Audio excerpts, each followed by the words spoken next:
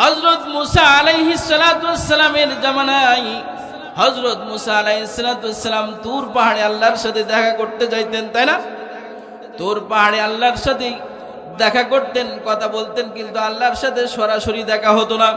কথা বলেন, দেখা হতো? দেখা হতো না। পর্দার আড়ালে মুসা কথা বলতেন, কিন্তু প্রেমিক আর প্রেমিকার মধ্যে একটা আকর্ষণ আল্লাহ তৈরি করে দেয়। দিন যায়, রাত আসে, একদিন অতিক্রম হইলে যতই প্রেম গাঢ় হতে থাকে তত আরো প্রেমিকার দর্শন লাভ করার জন্য অস্থির হয়ে ওঠে।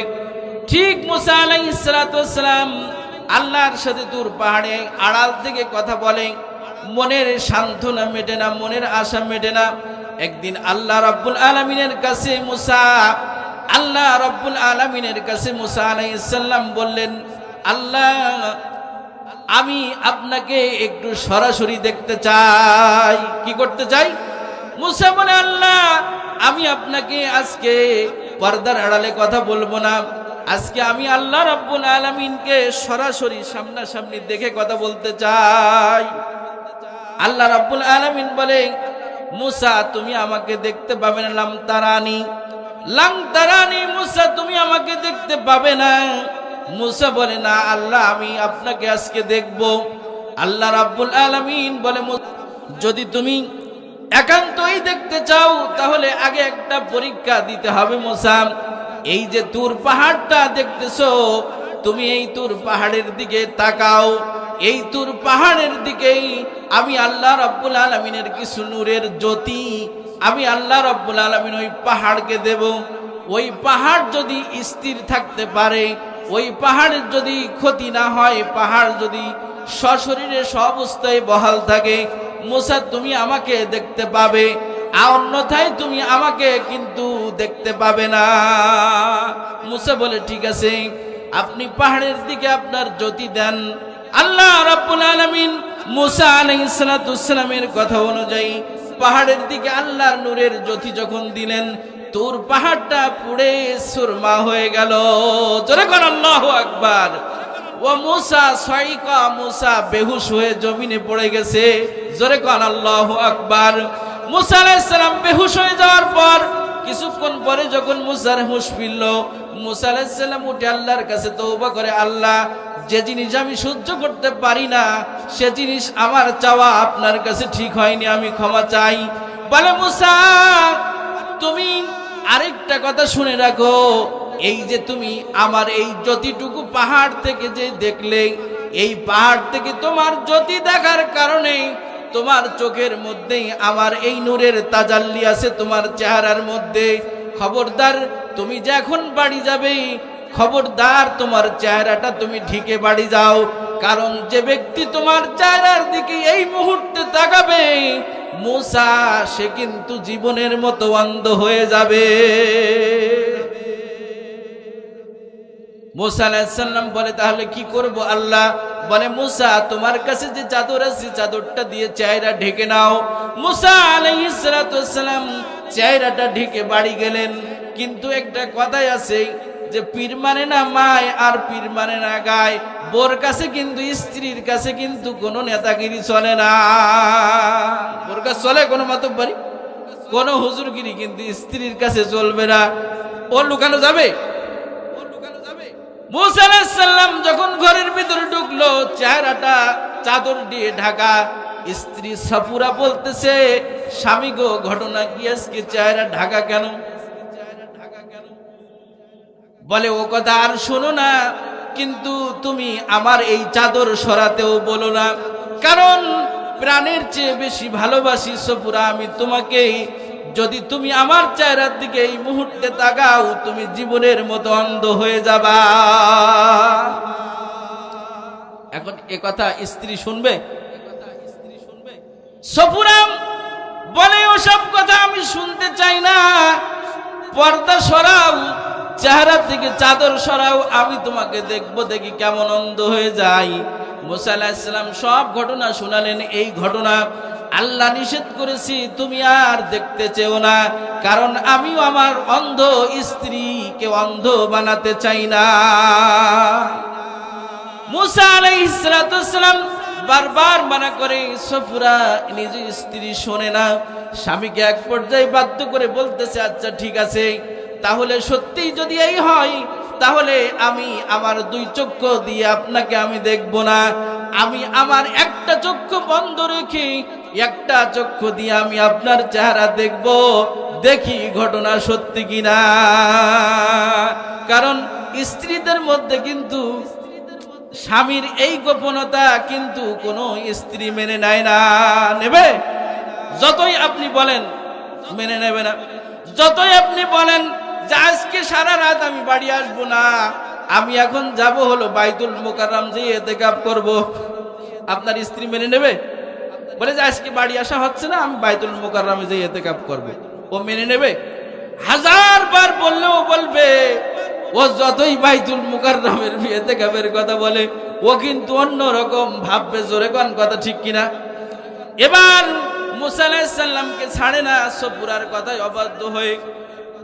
বাধ্য হয়ে মুসা আলাইহিস সালাম তার চেহারাটা একবার খুলেছে, তার স্ত্রী সফুরা একটা চোখ দিয়ে দেখেছে। আল্লাহু আকবার! ভাইরা আমার, সম্মানিত ভাইরা আমার, একান্ত আপনজনেরা আবার গভীর মনোযোগ দিবেন। কথাটা আমি কেন শোনাচ্ছি? আল্লাহ রাব্বুল আলামিনের চেহারার জ্যোতি, মুসা আলাইহিস সালামের চেহারার মধ্যে আল্লাহর নূরের জ্যোতি আছে, যার কারণে সফুরাকে যখন একটা চক্ষু বন্ধ করে একটা চক্ষু দিয়ে যখন মুসা আলাইহিস সালামকে দেখলেন, চেহারার দিকে তাকানোর সাথে সাথে সফুরার ওই চক্ষুটা অন্ধ হওয়া দূরের কথা, সম্পূর্ণই চোখ আউট হয়ে গেছে। কোন চোখের চিহ্নই সেখানে নাই। জোরে কোন আল্লাহু আকবার! আল্লাহ রাব্বুল আলামিন এই আল্লাহর নূরের চেহারার জ্যোতিতে মুসা আলাইহিস সালামের চেহারার দিকে তাকানোর সাথে সাথে সফুরার একটা চক্ষু একদম সম্পূর্ণ আউট, ওখানে কোনো চোখের চিহ্ন নাই। এবার আছে আরেকটা চক্ষু। এবার মুসা আলাইহিস সালাম বলতেছে, এত করে বললাম তারপরেও তুমি শুনলে না, দেখলে তো ঘটনা কি ঘটলো। সফুরা, তোমার কাছে অনুরোধ, আর একটা চক্ষু দিয়ে তুমি আমাকে আর দেখতে চাইও না। একটা আছে, এইটা নিয়ে তুমি কমপক্ষে চলে ফিরে বেড়াতে পারবা।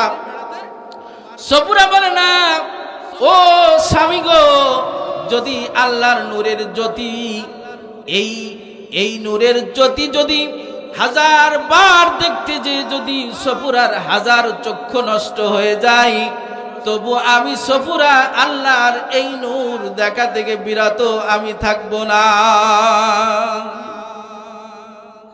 বলে, তাহলে কি করবা? বলে, এই চক্ষু দিও আমি দেখবো, চেহারার থেকে কাপড় সরাও। এখন মুসা আলাইহিস সালাম বাধ্য হয়ে চোখের এই পর্দাও সরায় দিল। চেহারার পর্দা যখন সরাইছি, তখন সফুরার দ্বিতীয় চক্ষুটা, এই চক্ষুটা আর সম্পূর্ণ আউট না হয়ে একেবারেই অন্ধ হয়ে গেছে। জোরে কোন আল্লাহু আকবার! এবার মুসা আলাইহিস সালাম বলল, হলো তো? এইবার সফুরা একটা কথা বলল, যার কারণে আল্লাহ চক্ষুটা ফিরাই দিছে। আল্লাহ চক্ষু ফিরাই দিছে, কিন্তু আল্লাহর এই নূরের জ্যোতির ভালোবাসা, প্রেম, এটা বড় কঠিন জিনিস। যারা এই প্রেমে ডুব দিছে তারাই ছাড়া আর কেউ জানে না। জোরে কোন কথা ঠিক কিনা? আল্লাহ রাব্বুল আলামিন যখন আল্লাহর নবী হযরত মুহাম্মদুর রাসূলুল্লাহ সাল্লাল্লাহু আলাইহি ওয়াসাল্লামকে মেরাজে নিয়েছিলেন, কোথায়? কথা বলেন, কোথায়? মেরাজে গেছেন। যখন নামাজ নিয়ে আল্লাহর নবী ফিরে আসতেছেন, তখন চতুর্থ আসমানে মুসা আলাইহিস সালামের সাথে দেখা। কার সাথে? মুসা আলাইহিস সালামের সাথে দেখা। মুসা আলাইহিস সালাতু ওয়াসসালামের সাথেই যখন আল্লাহর নবীর দেখা হয়েছে, আল্লাহর নবীর কাছে মুসা জিজ্ঞেস করে, ওগো নবীজি, আপনাকে আল্লাহ রাব্বুল আলামিন কি হাদিয়া দিছে? অনেকগুলো হাদিয়ার মধ্যে একটা হাদিয়া ছিল 50 ওয়াক্ত নামাজ। কয় ওয়াক্ত? 50 ওয়াক্ত নামাজ। এবার মুসা আলাইহিস সালাম বলে, নবীজি, আপনার উম্মত 50 ওয়াক্ত নামাজ পড়বে, আমি আমার উম্মতের 3 ওয়াক্ত নামাজ দৈনিক পড়াতে পারিনি, আর আপনার উম্মত দৈনিক 5 ওয়াক্ত নামাজ পড়বে, এটা কোনোদিনও সম্ভব না। আপনি আল্লাহর কাছ থেকে একটু কিছু কনসেশন করে নিয়ে আসেন, কমাই নিয়ে আসেন। এমন করেন মুসা আলাইহিস সালাম রাসূলুল্লাহ সাল্লাল্লাহু আলাইহি সাল্লামকে কয়বার পাঠাইছিল? 9 বার। কয়বার? 9 বার। কয়বার? প্রত্যেকবার 5 ওয়াক্ত করে কমাই দিয়েছে। 5 নং 45 ওয়াক্ত কমাই দিয়েছে। ছিল কয় ওয়াক্ত? 5 ওয়াক্ত। এবার আবার মুসা বলতেছি, ওগো নবীজি, এই 5 ওয়াক্ত কিন্তু আপনার উম্মত পড়বে না, আপনি আরো কমাই নিয়ে আসেন। এবার আল্লাহর নবী বলতেছে, না, আমি আর আল্লাহর কাছে যেতে পারবো না, আমার বড় শরম লাগে, লজ্জা করে, আমি যেতে পারবো না।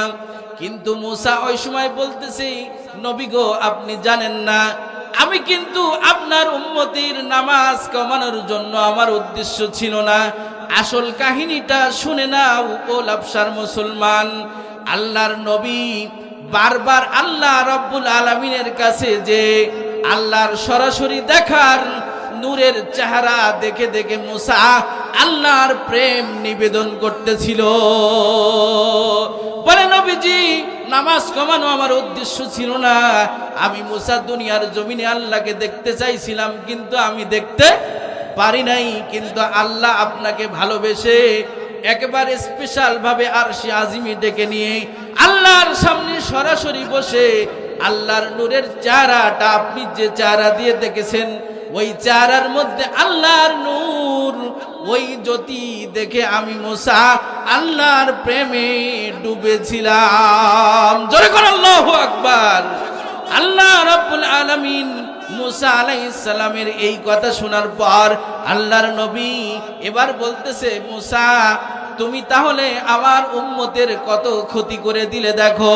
45 ওয়াক্ত নামাজ কমায় দিলা, আমার উম্মত মাত্র 5 ওয়াক্ত নামাজ পড়বে। 45 ওয়াক্তের সওয়াব থেকে তারা মাহরুম। আল্লাহ রাব্বুল আলামিন নবী মুহাম্মদুর রাসূলুল্লাহ সাল্লাল্লাহু আলাইহি ওয়াসাল্লামকে ডাক দিয়ে বলে, নবী গো, ও আমার হাবিব, আমি আল্লাহ রাব্বুল আলামিন মুসা আমার পরে প্রেমে পড়ে মুসা যে নামাজ কমাইছে, এজন্য আপনার উম্মতের কোনো লস নাই, কোনো ক্ষতি নাই। আমি আল্লাহ রাব্বুল আলামিন ওই 50 ওয়াক্তর সওয়াব আমি দিয়ে দেব। জোরে কোন সুবহানাল্লাহ। আল্লাহ রাব্বুল আলামিন বলে, ও নবী, মন খারাপ করবেন না, 1 এ 10, 1 এ 10, 1 এ 10। আল্লাহর নবী বুদ্ধি করে ওই সময় বলে, আল্লাহ, শুধু নামাজে কি 1 এ 10 নাকি প্রত্যেক নেক আমলে 1 এ 10? জোরে কোন সুবহানাল্লাহ। দয়ার নবী, মায়ের নবী ওই সময় বলে, আল্লাহ, শুধু এক জায়গায় 1 এ 10 দিলে হবে না, আমার উম্মতের হায়াত কম, এরা নেক আমল করতে পারবে কম। পূর্ববর্তী উম্মতের হায়াত বেশি, নেক আমলও বেশি। এজন্য আমার উম্মতের প্রত্যেকটা নেক আমলে আল্লাহ 1 এ 10 দিতে হবে। আল্লাহ রাব্বুল আলামিন বলে, ও আমার হাবিব, যাও, দিয়ে দিলাম। তোমার উম্মত যে নেক আমল করবে, সব নেক আমলে 1 এ 10। জোরে কোন সুবহানাল্লাহ। শুধু 1 এ 10 না, 1 এ 10 না। আল্লাহ রাব্বুল আলামিন বলেন, আমি আল্লাহ রাব্বুল আলামিন কোন বান্দার আমল নামাই 1টা নেক আমল করলে কমপক্ষে তার আমল নামাই 700 নেকি লিখে দেই। জোরে কোন সুবহানাল্লাহ। সম্মানিত ভাইরা আমার, একান্ত আপন জনেরা আমার, ও লাবসার মুসলমান, ও সাতক্ষীরার মুসলমান, শুনে নাও, জেনে নাও, আল্লাহ রাব্বুল আলামিন আপনার আমার নবী মুহাম্মদুর রাসূলুল্লাহর ওসিলায় একটা আমলে কমপক্ষে 10, আর 10-এর থেকে সর্বোচ্চ 700 নেকি লিখে দেয়। কি ঠিক না? এজন্য এই নবীর ভালোবাসা যদি অন্তরে লালন না করতে পারি, এই নবীর দিন যদি দুনিয়ার জমিনে বাস্তবায়ন না করতে পারি, এই নবী আনিত কোরআন যদি নিজের জীবনে বাস্তবায়ন না করতে পারি, তাহলে আপনার আমার মতো কপাল পড়া মুসলমান আর কেউ হতে পারে না। কারণ নবীর প্রেমে প্রেমিক হইয়া একটা শুকনা খেজুর গাছ, সেটাও কিন্তু নবীর সাথে জান্নাতে যাবে।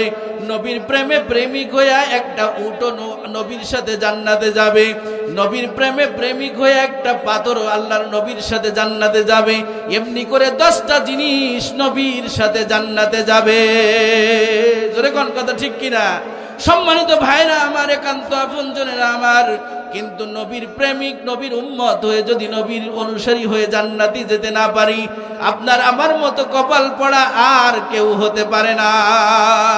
সম্মানিত ভাইরা আমার, একান্ত আপনজনেরা আমার, সর্বপ্রথম আমি একটা কথা আপনাদেরকে সামনে বলি যে জানার নাম কিন্তু মুসলমানি না, মানার নাম মুসলমানি। কি? মানার নাম কিন্তু মুসলমানি। হযরত বিলাল হাবশী রাদিয়াল্লাহু তাআলা আনহু, আল্লাহর নবীর 10 জন সাহাবী জান্নাতি। কয়জন? 10 জন সাহাবী জান্নাতি। আবু বকর জান্নাতি, ওমর জান্নাতি, উসমান জান্নাতি, আলী জান্নাতি, তালহা জান্নাতি, সাঈদ জান্নাতি, সাদ জান্নাতি, এরকম জুবায়ের জান্নাতি, আবু উবাদা জান্নাতি। এমন করে 10 জন সাহাবী আল্লাহর নবী জান্নাতি ঘোষণা করেছে দুনিয়ার জমিনে। কিন্তু ওই 10 জন সাহাবীর মধ্যে কিন্তু বিলাল রাদিয়াল্লাহু তাআলার নাম নাই। আছে? নাম কিন্তু নাই। কিন্তু নাম না থাকা সত্ত্বেও আল্লাহর নবী মেরাজে গেলেন যখন, তখন জান্নাতের মধ্যে প্রবেশ করলেন যখন, বিলালের জুতার আওয়াজ পাইলেন তখন। জোরে কোন কথা ঠিক কিনা? আল্লাহর নবী মেরাজ থেকে ফিরে এসে বিলাল নবীর সাথে দেখা করতে গেছে। বিলাল ডাক দেয়, নবী গো, আমি বিলালকে এই নিঃস্ব অবস্থায় একা রেখে নবী আপনি কোথায় গেছিলেন? আমাকে তো আপনি বলে যাননি। বলে, বিলাল, আমি কোথায় গেছিলাম সেটা বলার আগে তুমি আমার একটা প্রশ্নের উত্তর দাও। বিলাল, তুমি কি আমল করো যার কারণে আমি জান্নাতি নবী প্রবেশ করার সাথে সাথে আমার সামনে তোমার জুতার খড়মের আওয়াজ পাওয়া যায়? জোরে কর আল্লাহু আকবার। বিলাল বলে, হুজুর, আমি মূর্খ মানুষ, আমি বেশি আমল করতে পারি না, বেশি কিছু আমি জানি না, আমি হলাম গোলাম, হাবশী গোলাম, আমার কোনো মূল্যও নাই, আমার ওরকম শিক্ষিত লেখাপড়াও আমার জানা নাই। ওগো নবীজি, কিন্তু আমি আমল করি তাহা আপনার কাছ থেকে শুনি যাহা। জোরে কোন আল্লাহু আকবার। আর কপাল পড়া মুসলমান শুনে যা, করে না তা, তাই না? হ্যাঁ, বিলাল বলে, আমি যা শুনি তা আমল করি।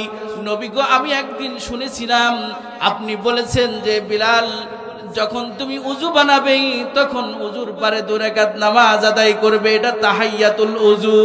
ওগো নবীজি, যেদিন থেকে আমি এই কথা আপনার কাছ থেকে শুনেছি, আমার এই 2 কান শুনেছে, আমি বিলাল সেদিন থেকে আমার জীবনে এই পর্যন্ত কোনোদিন তাহিয়াতুল উযু আমি ছাড়ি নাই। জোরে কোন আল্লাহু আকবার। বিলাল রাদিয়াল্লাহু আনহু এই কথা শুনে বলে, আল্লাহর নবী বলেই, বিলাল, এই ঠিক তুমি এই আমলের বদৌলতে আজকে আমি আল্লাহর নবী তোমাকে জান্নাতের ভিতরে তোমার জুতার আওয়াজ পেয়েছি। বিলাল একজন নবীর কত আশিক ছিল। বিলাল কিন্তু নবীর বড় আশিক ছিল।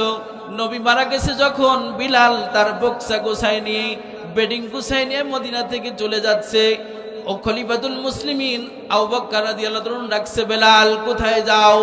কি অসুবিধা, কি কারণে যাইতেছো বিলাল?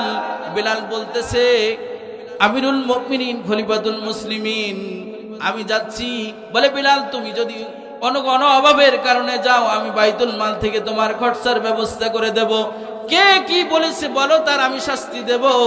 বিলাল চোখের পানি ছেড়ে দিয়ে কাঁদে আর বলে, ওগো আমিরুল মুমিনিন খলিফাতুল মুসলিমিন, আমি কোন জিনিসের অভাবে যাই না, যে জিনিসের অভাবে আমি চলে যাইতেছি মদিনা থেকে, যে জিনিসের জন্য মদিনায় ছিলাম আমি বিলাল, আজকে সেই জিনিসটা আমার কাছ থেকে হারায় গেছে, এজন্য আমি এখানে থাকবো না। বলে, বিলাল বলো, কোন জিনিস তুমি হারিয়েছো? বলে, ওগো মুসলিম, ও আমিরুল মুমিনিন খলিফাতুল মুসলিমিন, আমি যে জিনিসটার শূন্যতা অনুভব করছি আপনি তা কোনোদিনও পূরণ করতে পারবেন না। বলে, বিলাল বলো না একবার দেখি চেষ্টা করে, কেন পূরণ করতে পারবো না? আল্লাহর আল্লাহর রসুলের এই ভক্ত আশিক বেলাল রাদিয়াল্লাহু তাআলা সেদিন চোখের পানি ছেড়ে দিয়ে বলেছিলেন যে এই শহরে আল্লাহর নবী নাই, বেলাল ওই শহরে থাকতে পারে না। বেলালের মতো আশিক যদি হইতাম এই দুনিয়ায় আল্লাহর দেখা পাইতাম।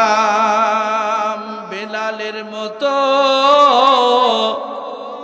আশিক যদি হইতাম এই দুনিয়ায় নবীর দেখা পাইতাম। জোরে কোন কথা ঠিক কিনা? এই জন্য সম্মানিত ভাইরা আমার, নবীর এই কোরআন আর এই আল্লাহর কোরআনের মাহফিলে নবীর মহাব্বতে অল্প সময় বসা যাবে না? কারা কারা বসবো? দুহাত তুলে দেখাই। লিল্লাহে তাকবীর, জোরে জোরে জোরে জোরে আবার দিলাম লিল্লাহে তাকবীর, লিল্লাহে তাকবীর। আল্লাহ তাআলা কবুল করুক, হাত নামান। সম্মানিত ভাইরা আমার, আমি ছোট্ট একটা আয়াতের একটা অংশ তেলাওয়াত করেছিলাম। এই আয়াতটা সূরাতু বনী ইসরাঈলের 23 নম্বর আয়াতের একটা অংশ তেলাওয়াত করেছি। এই আয়াতের মধ্যে আল্লাহ রাব্বুল আলামিন আল্লাহ তাআলার হক এবং বান্দার হক একসাথে আলোচনা করেছেন। কার হক? জোরে বলেন। আল্লাহর হক, বান্দার হক। আল্লাহ রাব্বুল আলামিন বান্দার হকের সাথে সাথে, আল্লাহর হকের সাথে সাথে বান্দার একটা হক আল্লাহ রাব্বুল আলামিন নিজের হকের সাথে যুক্ত করে আলোচনা করেছেন। ওই আয়াতের মধ্যে আল্লাহ রাব্বুল আলামিন, ওই আয়াতের মধ্যে আল্লাহ রাব্বুল আলামিন নিজের হকের সাথে একটা বান্দা বান্দির হকের কথা আলোচনা করেছেন। তাহলে এই হকটা নিশ্চয়ই গুরুত্বপূর্ণ। জোরে কোন কথা ঠিক কিনা? সম্মানিত ভাইরা আমার, একান্ত আপনজনেরা আমার, আল্লাহ রাব্বুল আলামিন নিজের হকের সাথে সাথে পিতামাতার হকের কথা যুক্ত করে আলোচনা করেছেন। আল্লাহ রাব্বুল আলামিন দুনিয়ার মানুষকে জানায় দিলেন, হে দুনিয়ার মানুষ শুনে নাও, জেনে নাও, ওয়াকাদা রাব্বুকা আল্লা তা'বুদু ইল্লা ইয়াহু।